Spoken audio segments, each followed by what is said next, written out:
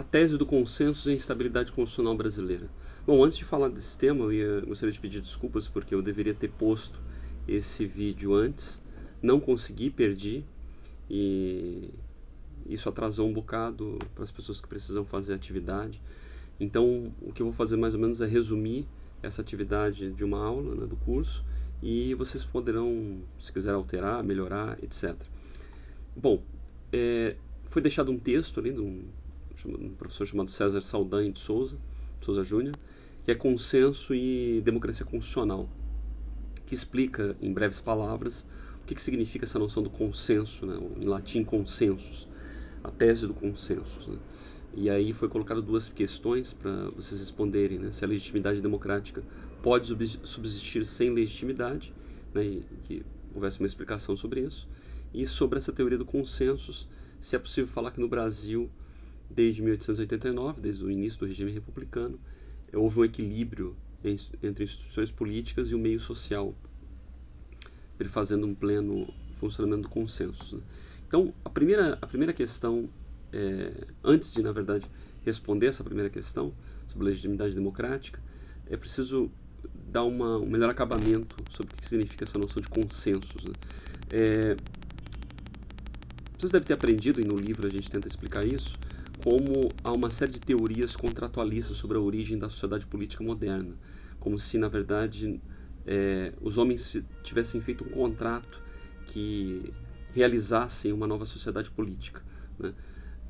São formas, na prática, praticamente são formas que pode-se pensar revolucionárias de construção de um edifício político, porque elas pressupõem uma sobreposição em relação ao passado.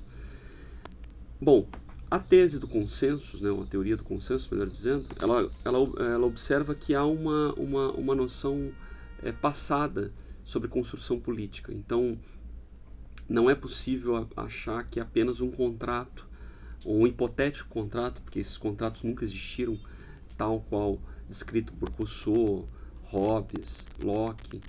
Isso são formas hipotéticas de imaginar a coisa, né, de apontar a teoria, mas que, na verdade, o que acontece? A tese do consenso observa que há uma noção originária do poder e que pressupõe, sim, um consenso da sociedade política. Então, é uma explicação para dentro de uma teoria da legitimidade. É legítimo aquilo que é consensuado, aquilo que é aceito, aquilo que foi pactuado originalmente. Então, há um consenso originário que precisa ser mantido, né?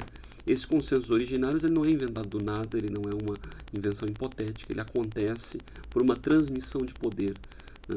Então, é claro que ele tem uma compreensão mais objetivamente cristã da formação, que o poder teria vindo de Deus e que isso há uma transmissão para os homens. E essa transmissão não é apenas uma transmissão irresponsável para um chefe político. Ela acontece com um reconhecimento da soberania do corpo político, né? Então, esse corpo político ele consente com essa transmissão. E há um compromisso dessa chefia política em manter essa fidelidade aos preceitos pactuados originalmente. Então, é por isso cabe muito na formação do Brasil. O Brasil nasce dentro dessa dimensão, que é praticamente uma dimensão pré-moderna, tá? Isso é mais forte do que qualquer noção contratualista moderna na formação do Brasil. Então, o Brasil nasce a partir da Constituição, a partir de 1822, mas sobretudo constitucionalmente na Constituição de 1824, em que há um reconhecimento do imperador em relação às liberdades já existentes e já reais para aquilo que era o povo brasileiro. Aí tem uma outra discussão, que o que é povo?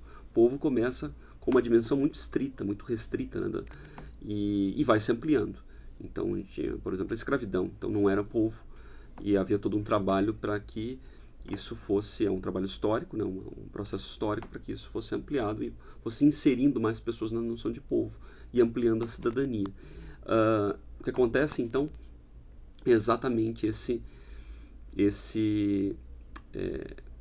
essa construção do Brasil, ela nasce dentro de um paradigma mais pré-moderno de reconhecimento de liberdades e a partir dessa noção do consenso, né? Então, é uma condição de afirmação de uma nova autoridade política que reconhece, que é consensuada com aquilo que objetivamente existe já dentro de uma tradição política.